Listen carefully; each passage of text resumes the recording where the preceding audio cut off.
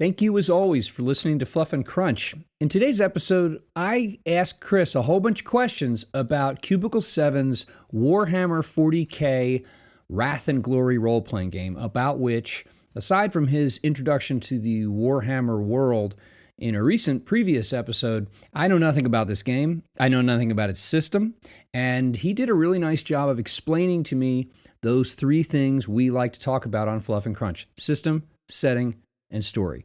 So if you're behind the power curve like I was about Wrath and Glory, listen to this episode and you'll get up to speed. As always, like, subscribe, join our Discord. The links are in the notes, whether you're on YouTube or the pod. Thanks so much. Now I'm recording. So now how are you? I am good, thanks. How are you? I'm pretty well. Any gaming in the last week and some? I'm trying to think. What did we do on Friday night? I don't know. Played. I was not there in jolly old England. I know. I just try to work it out. Oh, so yeah, we played Wrath and Glory, and I played an adventure that was entirely created by just prompts on ChatGPT and me asking it to expand it. So all of the text descriptions, without I even got it to generate me a random table of events. Oh, handy. Yeah. Oh, I'd love to, actually, I'd be interested in knowing how you prompted it to do that. I've got ideas spinning right now, but it'd be nice to actually hear it. Yeah, I think it's kind of thing I'd have to share my screen and show you what I put in, because I think that's the only way of doing it, really. But yeah. I did not have my regular group this last weekend, but that was planned. There was a local steampunk convention going on, and 3 of my 5 players were steampunking it. They had they rented a battle dirigible, and no, they didn't. But anyway, they you imagine I once heard steampunk described as what happens when goths discovered the color brown. And I think there's some truth to that. But yeah, so they attended that, and so one of my other players was otherwise busy, and so my other player and I got together and played Memoir 44, which was a lot of fun. You ever played that? No, but I vaguely know what it is. Yeah, it's a battle level World War II game that has a hex board, and you have these cardboard hex like hills and forests and rivers and junk like that. So you can rearrange the game board and have different battles. Anyway, it was a lot of fun. So we did that. No RPs this last week, but the British failed to establish their landings on Sword Beach, unfortunately. But you let the Nazis win? No, I didn't let the Nazis win. I played the Nazis and I won. I'm appalled. Right, that's it. Quit. Where's my leave button? Paul, you know what happened was the British kept rolling stop for tea. It was like, oh, stop for tea. Oh man, aren't you supposed to be fighting? Nope, tea. Anyway, but yeah, it was fun. So it was actually a really nice, as I say, palate cleanser. I had not played that game in several years, and so it was neat to play something that was completely different. And I've always liked that game. So. Cool. But we're not talking about, well, we were talking about war today, as your backdrop would seem to indicate. Yeah, we should have done the what did you do last week the other way round. It would have segued better. Oh well. Yeah, that's okay. That's why we don't get paid the big bucks. That's right. We get paid the little bucks. Very small anything. But that is the change I can find between my couch cushions. So Warhammer 40, we talked about Warhammer as like writ large, the universe and some of the different game offerings, and said we were going to come back and talk through from a top level angle on what the different major games that are out there now are all about in terms of setting and story, but also system. So I know, aside from what you told me last week and maybe a couple of little sprinkles, I know nothing about Warhammer 40k Wrath and Glory. I know that they wear high-peaked bus driver hats, and they wear massive shoulder pauldrons and have like brick-sized magazines as that weapon over your shoulder indicates, but I know nothing about the setting. So what's the elevator pitch for the setting? What makes it what it is, and then what makes it unique and noteworthy that someone would go, oh, that's a cool setting that I'd want to put stories in? It's a weird one to actually role playing, because the whole thing of Warhammer 40,000 is like, in the the grim dark of the future, there is only war. It's like humanity is basically fighting on all fronts against the forces of chaos and aliens and people from within who are heretics and, you know, witches and psychic powers gone wild. So it's, you know, it's a big, pretty bleak, pretty nasty setting where actually the actual good guys, so like the Space Marines, who little kids, oh, Space Marines are, you know, emotionless, genetically engineered killing machines. They're not the good guys, and the guys who run them, the Imperium, are basically, you know, space fascists. So they're not the good guy. There's kind of no good guys. It's you know, it's a set in which you play in to just kind of survive and do what your bosses tell you, and probably come up against kind of bleak moral things. And actually that's why it does quite well as role-playing games, because depending on how you play it and kind of what kind of characters you're playing, there's often times you're going to come and think, oh, well, I'm not sure that we should do this, but it's kind of, this is what our characters would do. Or, you know, well, actually I'm going to stand up for what's right, but what's right is going to land me in trouble with the, you know, the Inquisition, and I'm going to end up well, taking a bullet to the head, essentially. So you know, there's quite a lot of good opportunities for different things you want to do. If you want to just do straight up warfare, you can do that. If you want to do kind of more horror kind of things, you can do that. If you want to play it as an investigation game, you know, the original sort of Warhammer 40,000 Dark Heresy game, which is the bigger 40k one when Fantasy Flight did it, that was all about, you know, solving puzzles. Well, so that was about investigations. You know, you'd be seeking out, solving the mystery, what's going on. Oh, it turns out it's a chaos guy, right? We're gonna have to kill him. Or maybe it wasn't. It was that kind of thing. It was only then after a while they kept releasing new versions of the game for different things. So part of the difference with Wrath and Glory is when they released it, they said you can play anything. If you want to play as a bottom level scum ganger, you can do that. If you want to play as a member of the Inquisition, you can be a low level member of the Inquisition, or you can play like a top Inquisitor guy. If you want to play as Imperial Guard, like the really grunts of the military, you can do that. But if you want to play as a Space Marine, we'll let you do that as well. And then they threw in a few aliens and a couple of other things. The idea being essentially like, well, look, whatever you want to play, this is a Warhammer 40,000 game that'll let you play anything from the bog standard human to, you know. How big's the core book? I mean, I'm guessing it's about 400 pages. Okay, so just it's a big book. It's a decent sized book. It's that kind of size. So violent, morally gray, yes. Rooted in necessity and practicality more than morality. And if you want to play a game, and I don't say this disparagingly in the least, but it sounds like if you wanted to play this kind of story and you wanted the contrasts to be significant, like that which is the setting stands out and it's in your face, and it's kind of cranked up loud. Whether that's something that you would play for months or have a year-long campaign for, totally different issue. But okay, that all makes sense to me. Or sounds like it does, at least. Yeah, I think one of the things they've done in this, which kind of comes into character creation, is they have this tier system. So rather than trying to make rather than trying to make the characters balanced, the characters are not balanced. The idea is you have different tiers. So tier 1 is your bog standard guys, and you're going to be fighting against things which are, you know, equivalent otherwise, or solving, you know, doing problems where you're not going to come up against some massive demon that's just going to wreck you. So like if you were playing D&D, it'd be like the first couple of levels. You're just it's almost kind of like you have your tier 1 would be like your level 1 to 5, and tier 2 is up to 10, and then your top end. Well, the top end in the core book was tier 4, but I've seen books since where it goes up to tier 5. You can actually take any lower character and just spend a bunch of XP and move them up the tiers. So if you decide I want to have an Imperial Guardsman, but I want him to be tier 2 because the rest of the people are playing a tier 2, you just have a bunch of extra XP, and you just say, right, he's more experienced, or he's, you know, been better trained, or whatever else, and you can do that. Which again was a nice way of doing it, because to do that in sort of Dark Heresy was really complicated. If you wanted to take some of the weaker guys and put them in a party with some of the guys from some of the other books, it wasn't, you know, it wasn't really designed to do that. So this system, you know, we've played at 2 tiers. We played at tier 1 for a couple of sessions, and we played at tier 2 with completely different characters, and they are much more capable. So even just going from tier 1 I understand this correctly, very capable. I think I do, but let me make sure that I do. So are there certain, would the word be class? No, it's archetypes, but even then, the archetypes in the book are really just giving you, it's saying, right, well, In fact, the archetypes pretty much work by going, right, well, we've spent this much on your stats, this much on your skills. We suggest you have these talents. You might have a few XP left. And so when I did Scott and Brian's character, I literally took the ones out of the book, spent a few extra points. That was their characters. It was super quick to do. So wait. What I could have done, let me just finish.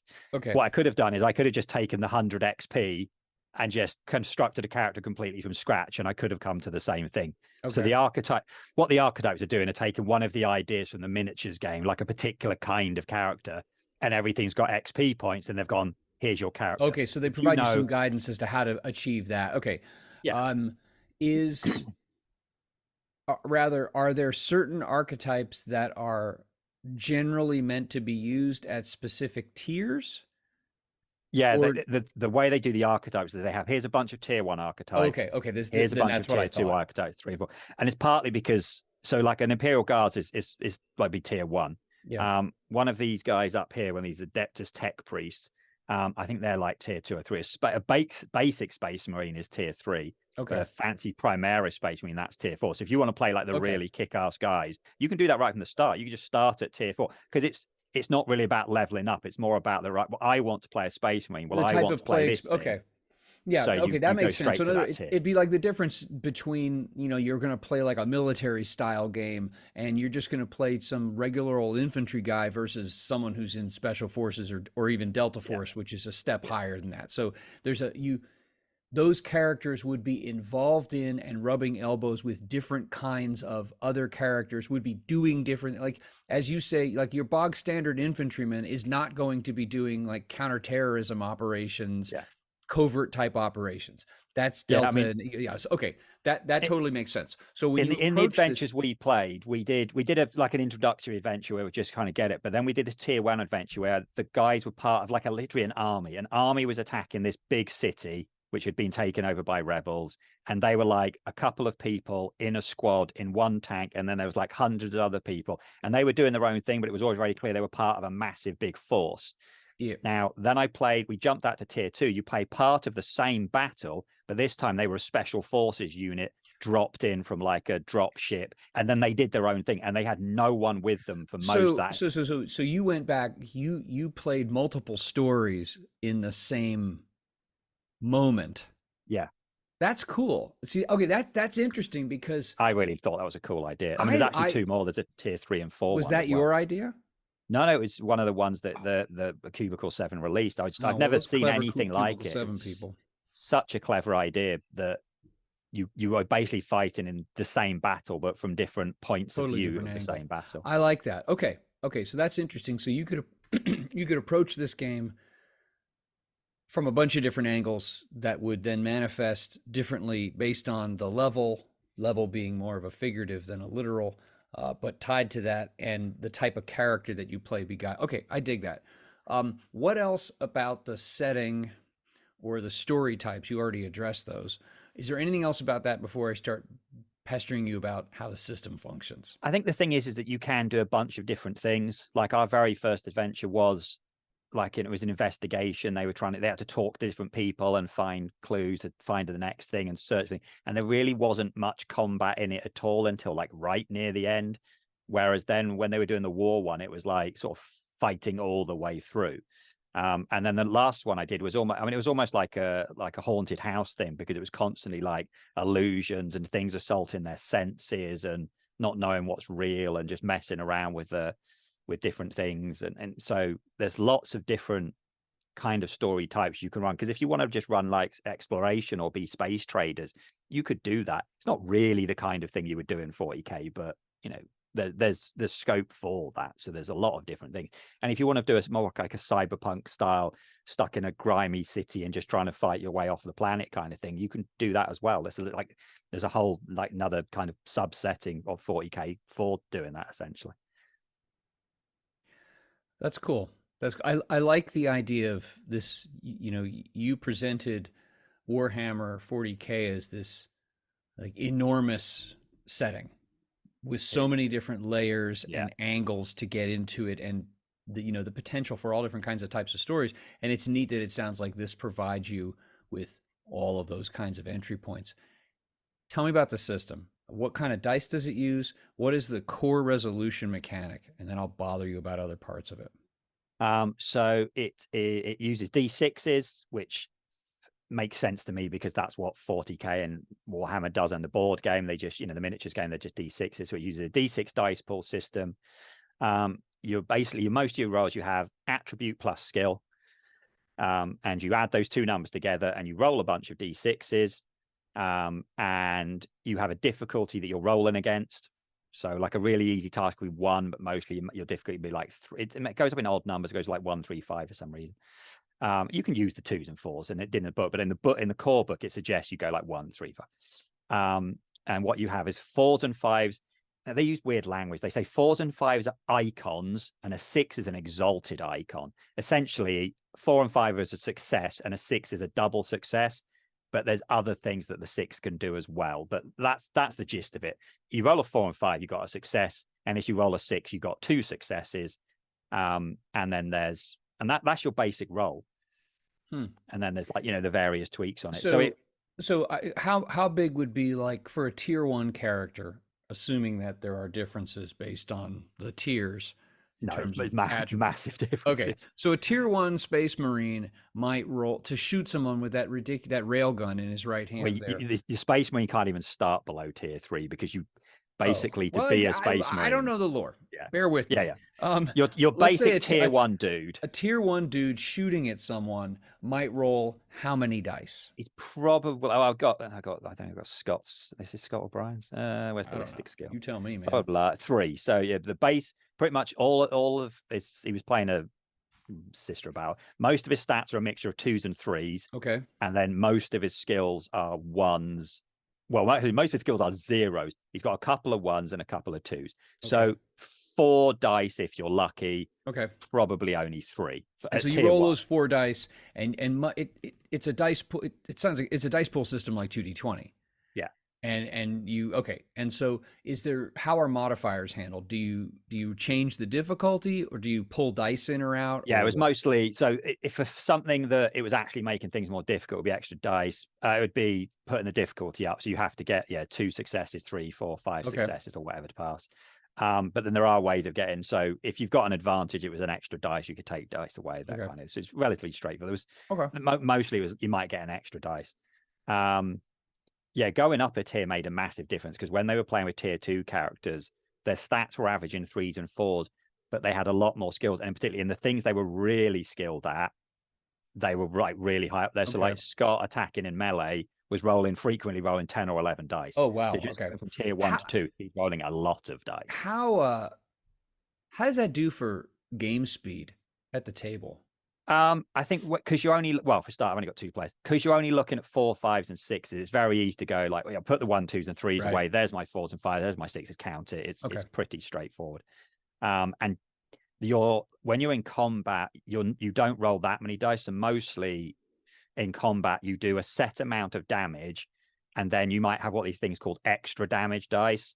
So kind of, not really like how 2d20 works, because how 2d20 used to work, where like Infinity, where you had a base fixed number and you only rolled 1 or 2 extra dice. Yeah. This was like that. So some of their weapons would be like, your damage rating is 8 and you get 1 extra dice. Okay. And then if you get those 6s I was talking about, like you roll 6s on things, if you roll way more 6s than you need, you can convert those 6s into some other stuff. One of the things you can convert them into is extra damage dice. So yeah, usually it was pretty quick, because it's like Shadowrun. Yeah, even if you're rolling 20 dice in Shadowrun, you're only looking for, say, 5s and 6s. So in this, because you roll 10 dice, looking for 4, 5s, and 6s, you can see 6s easy. You can see the 4s and 5s. They were very quickly able to count up their dice pools and go, right, yes, I did succeed. Well, I've got my 6s, right? That gives me this damage. So, that went very, very quickly. So, this exalted success, rolling a 6 just gives you 2 successes. Is there any kind of metacurrencies or something like there are 3 of them? There are 3. Doesn't that sound familiar? Now, technically, in 2d20, there are also 3 because there are 2 for players. There's 1 for players, 1 for GM, and 1 that straddles both, depending. Tell me about the metacurrencies, how you get them and what you do with them. So for players, the two metacurrencies are the names of the game. I do this every time. I really need to reverse my thing. It's wrath and glory. So wrath points are kind of like your determination in 2d20, in that you get a couple at the start of the session. You can get more from good role playing. You have these actual objectives every session. You're meant to set yourself an objective, and if you achieve that, and some of these are like just singing a hymn as you go into battle for the religious type characters, or giving a stirring speech. So mostly there are things you're definitely going to be able to do. You're just gonna have to remember to do it. So you only get like sort of 2 or 3 of these wrath points, and they're used for things like, you know, saving yourself a bunch of damage, re-rolling all your dice. That's what mostly Scott and Brian use it for. They do a roll, they go, oh my goodness, I had to succeed on this roll, and they spend a wrath point and re-roll everything that failed. So yeah, they're pretty rare. So they're very like determination and fortune in 2d20. And then the glory points, not exactly like momentum, but more similar. Again, when you roll, when you roll a 6, when you roll more 6 than you, because 6s are double successes. If you say you only need 3 successes and you roll 7, but 2 of those were 6s, you take those 6s off, say you hit the target, and you can turn those into glory points. And glory, kind of like 2d20, is a group thing. So if like you generate the glory and you don't need it, and it's similar stuff to 2d20. It's, you can use it to give yourself an extra dice. You can use it to do a point of damage. So it's you know, minor things. So it's nice to have a stack of glory, but it doesn't do a lot. One thing that was cool about the battle games that we were doing is they had these tables. It was like calling for support or something, where they had glory spends that you could spend glory to have like a medic run up and heal you, or you called in an airstrike, or some other guy. There was one where they were fighting these demons. They were getting their asses kicked, and they realized there was a glory spend to have a special weapons team turn up and either help you or give you their special weapon. So like they turn up, give Brian this massive flamethrower. Brian flame throws all these bad guys. And then the guy's like, right, we need to go, takes his gun and runs off. So that was because it doesn't have, I haven't noticed that in the core book. But in those 2 adventures that we've done, they had these extra spends for glory for doing things like that to make you feel like you were part of a battle and there was other people there. That's cool. I really liked that. That was really good. So that's something, if I was playing, I mean, I'm moving on at the moment, but if I was going to come back and play Wrath and Glory, I think I'd try to think of spends for the players like that, because that was really cool. So that's the player side ones. On the DM side, there's a thing called Ruin, and it is quite similar to the Threat, Heat, What at Doom, in the I can spend it as a GM for making my rolls better for the bad guys. I can also spend it for making them soak damage. And there's mostly I generate it. It's like complications. So the one thing I didn't mention, where every time you roll 1 dice of a different color, and if it comes up 6, that should be something good happening. Or you can just earn extra glory from it. Or if it comes up with a 1, that's something bad happens. So like a complication. So same as rolling a 20 on a 2d20, in 2d20, 20 on the rolling a 20. Or I can just convert it into Ruin. So a lot of the time, like I have tables. Because it's a die 6, you have a significantly higher chance of rolling one of those. You have a 1 in 3 chance of something extremely good or bad happening. So it does. Can that like you know how complications in 2d20 cannot undo success. If you're successful but you roll a 1, it doesn't undo it. It just adds. No, same thing. It's like, you know, you achieve what you were doing, but this guy ambushes you. Oh yeah, your weapon. That's the classic one. It's the easy one. You drop your weapon jams, or you lose one of your ammo things like you have. You get you get a Dear John letter on your little Palm Pilot or whatever. So it's so that's nice. I mean, in play it felt quite relatively similar. You know, it didn't feel like, apart from forgetting little bits of the rules, like, you know, like things like healing. It's one of those things that I always have in any game. Oh, how does healing work? That's the order. There were times when actually I quite like D&D, because D&D is health potions and spells and like, you know, rests. Any other game, oh god, how does healing work? Can you heal each other? Or you have those games where, you know, you can spend an action to do a medicine roll, and you're like, okay, but that's in combat. So out of combat, can you do 10 of them? So that kind of thing. And we've played 4 sessions, and I'm still, every time we want to heal, I have to go back and look at the healing rules, because they are not going into my head. They're actually pretty simple. I can't remember them. But yeah, there's a lot of it in running it in play. It felt very similar to 2d20, partly because if they're doing well, they're creating this little stack of stuff. There's a limit. The limit is 6, not 7, but still there's a limit to their glory. They have these points they can spend to when things go wrong, and I'm building up a stack of bad stuff that I can use to help my bad guys out. So, and then I've got these tables of good and bad stuff. So it did feel like running 2D20. But then it also feels like 40k because all of the characters, all of the stats, everything in it, and all the weapons are all designed for 40k. So I don't think I've ever asked you this. Have you ever, or do you play the minis game? I've played a lot more Warhammer. Okay. I have played 40k, but nowhere near as much. Like But Warhammer. So you have experience in the Warhammer verse as a minis game, less so on the 40k side. Yeah. How does this? I mean, obviously, a miniatures game is a different experience than an RPG. But given the established tropes and just so's of Warhammer and Warhammer 40k, do you feel like the system models the stuff well? I think so, yeah. And I think to some extent it does a better job than the minis game because kind of in the lore and like, if you watch things about it, Space Marines are meant to be these nigh on indestructible warrior badasses. But if you play it on the tabletop, you can have your entire, like all of your Space Marines wiped out because the other guy rolls well. Okay. That shouldn't really happen. Whereas like your Imperial Guard should feel like disposable people that are just going to die lots. And that's kind of what like Scott and Brian started off with, like they had a squad. We named them. I got them to name a couple of guys each that was in their team. They all died. Like all of them just died. Then they met some more. They all died. And that's literally what they're meant to be like. They are meant to be just like, they're just the poor, faceless hordes of the humanity that are just getting gunned down, but they're there to, grind out the battles. And just Scott and Brian's guys being that little bit better or having that spark of something about them meant that, yeah, they got to survive. Right. But I mean, there were points where they were really struggling. When they got to tier 2, the only reason they didn't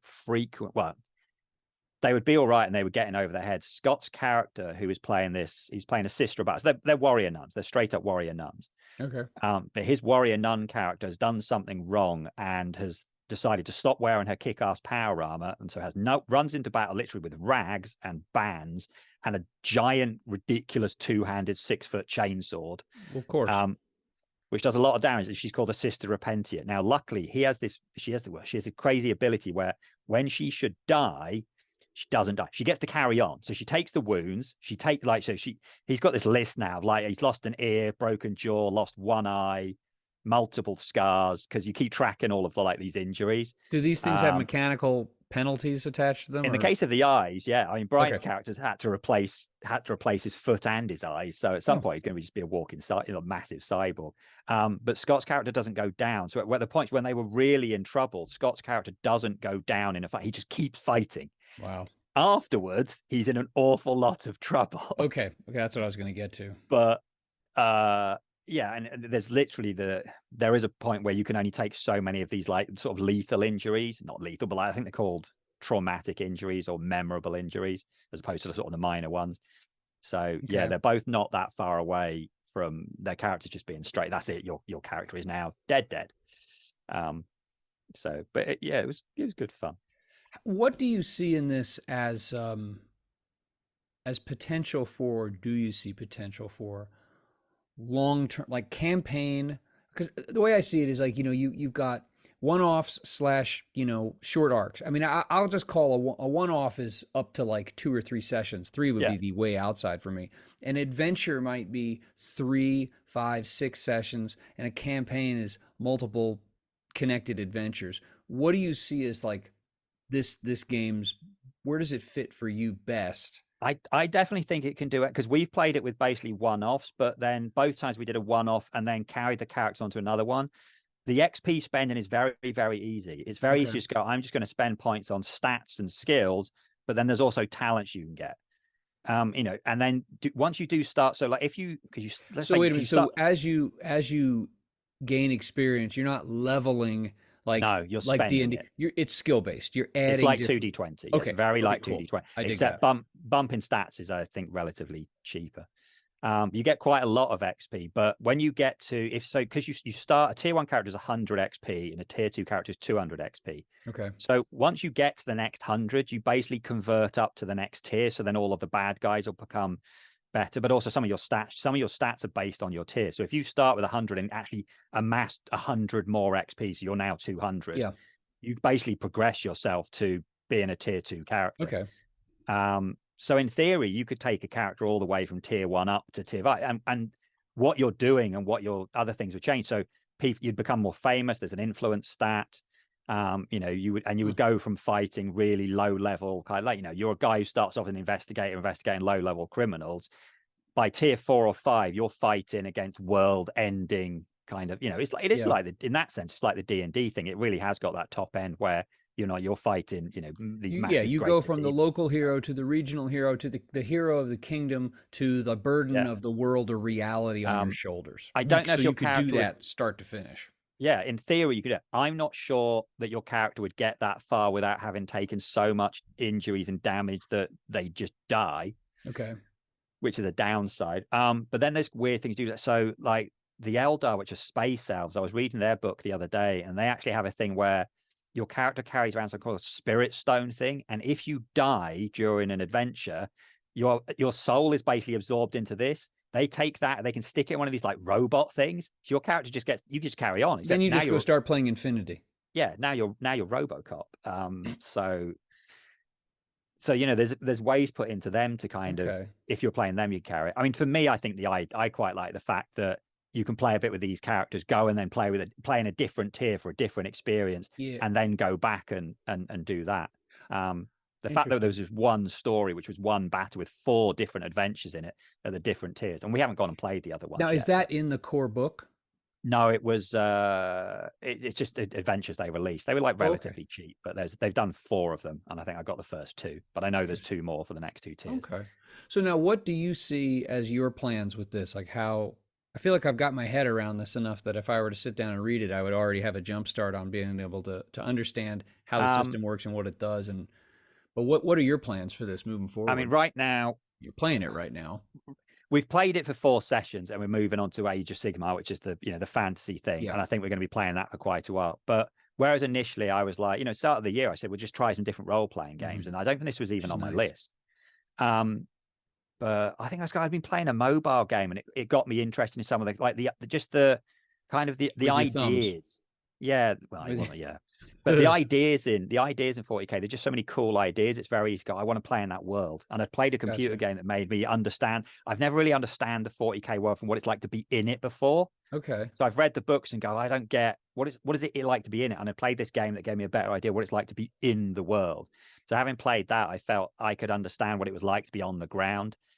Picked up this game. I had Wrath and Glory. I just never played it. Right. And got it out, and we really enjoyed playing it. So I think whereas earlier in the year, I think we might play 1 or 2 because we really enjoyed it. I think we'll come back, but maybe either with the same characters, maybe with the Space Elves because their book's quite cool, or there's a Space Marine book coming out, and Space Marines be like, right, let's play Space Marines. Everybody likes them because gun through all of the bad guys. They're all the Juggernaut with the rifle. Yeah, exactly. They are, but that'd be fun for a few sessions. I think that'd get boring after a while, but for a few sessions, I think you said it earlier. I feel like this, to me, I think this game will be a bit of a palate cleanser. Let's play a bit of 40k. Let's play 1 or 2 sessions, and then we'll go back and play something else. It sounds. What's interesting though, this whole tier system and that adventure combination that you talked about, where you played at different tiers, you played through the same thing. So you had multiple sessions on the same moment in the story, but with different characters, different tiers. I could see this based on what you've said here today. I could see this as something that you use as a regular palate cleanser. You wouldn't necessarily, like every couple of months, you're like, let's do some more Wrath and Glory.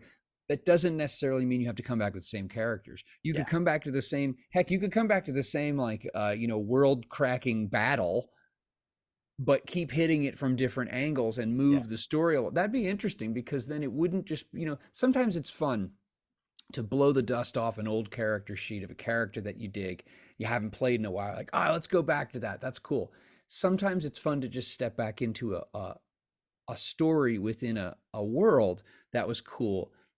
But this makes it really easy, it sounds like, to hit it then from a completely different angle. That's interesting. I like that idea. the archetype things makes it super quick to build a character. It's because you don't have to use the way that, but they've kind of gone, look, here's what we're suggesting you build get this guidance. character as. Yeah, but it'd be easy enough to just like, put that on the character and then go, right, well, actually, I'm going to drop this stat. That gets me a few XP back. And I'm going to bump this stat, or I'm going to change the skills a little bit. So it'd be super easy to do that. But the fact that I know there are 2 more adventures on the same battle, but for a tier 3 and tier 4, I think we probably will come back to it at some point. But because there isn't like a campaign book, there's lots of separate adventures, but there isn't a big campaign. And I haven't bought anything more than the core book. I was like, oh, I'm not sure what I want to do. But mostly because me and Brian have started playing Age of Sigmar, and I'm reading an Age of Sigmar book, and I wanted to get into the Warhammer. And there's lots of story things in that, and I have got a 6-part adventure book for that. So we're going to move into playing Age of Sigmar now. But yeah, I think we'll come back. Whereas when I started, I thought it'd be a one-off. I thought we'd play 1, maybe 2 sessions. That'd be me done. But we actually had so much fun. Like the system actually works really well. The fact that it can do sort of the big battles, but it can also do much more grounded investigation, talking to people, things. And it did both of them equally well. And the setting's big enough to do all kinds of different stuff in it. Yeah. If you just want to be members of the Inquisition who are rooting out heretics and witches and things, and you're just always doing that. I know they've created another system to do that, but Wrath and Glory, I don't see why it can't do that perfectly well. So I was really impressed by it. Makes me wonder why I didn't. Well, I think the reason I didn't play it in the past is that I didn't get what it looked like. And it's the same. It sounds like you're saying the same kind of thing that you have, that I've agreed with you about over Mutant Chronicles.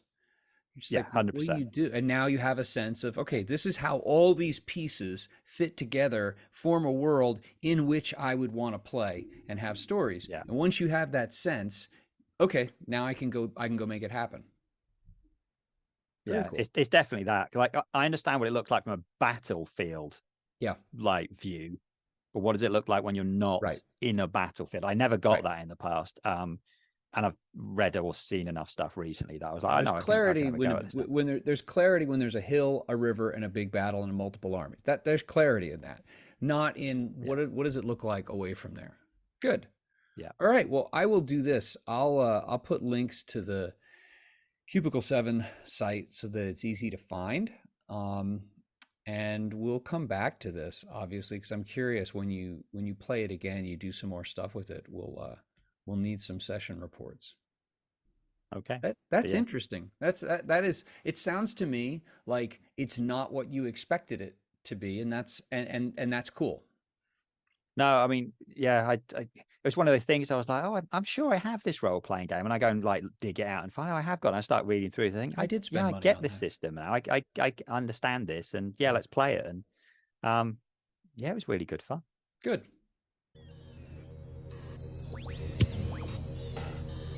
Thank you, as always, for listening to Fluff and Crunch. You can join our Discord, you can subscribe to the podcast, you can subscribe to the YouTube channel, all through the links in the show notes. Thanks again. Have a great day. We look forward to talking with you.